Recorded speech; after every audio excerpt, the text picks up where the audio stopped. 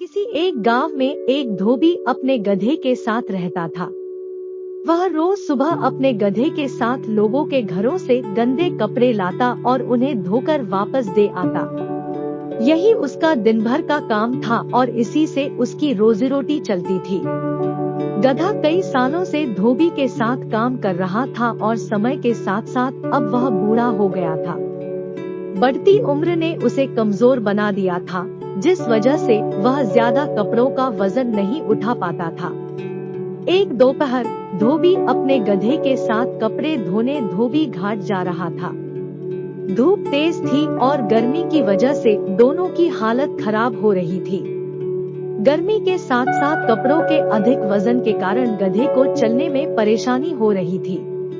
वो दोनों घाट की तरफ जा ही रहे थे कि अचानक गधे का पैर लड़खड़ाया और वह एक गहरे गड्ढे में गिर गया। अपने गधे को गड्ढे में गिरा देख धोबी घबरा गया और उसे बाहर निकालने के लिए जतन करने लगा।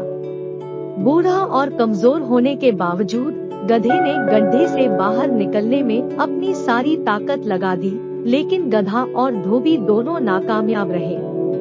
धोबी को इतनी मेहनत करते देख कुछ गांव वाले उसकी मदद के लिए पहुंच गए, लेकिन कोई भी उसे गड्ढे से बाहर नहीं निकाल पाया।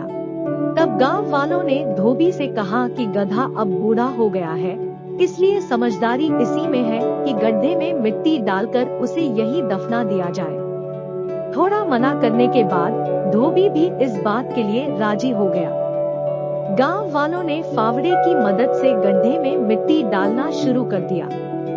जैसे ही गधे को समझ आया कि उसके साथ क्या हो रहा है, तो वह बहुत दुखी हुआ और उसकी आंखों से आंसू निकलने लगे।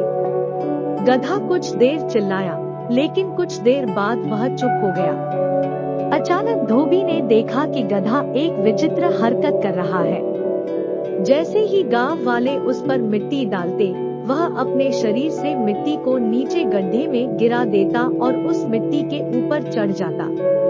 ऐसा लगातार करते रहने से गड्ढे में मिट्टी भरती रही और गधा उस पर चढ़ते हुए ऊपर आ गया।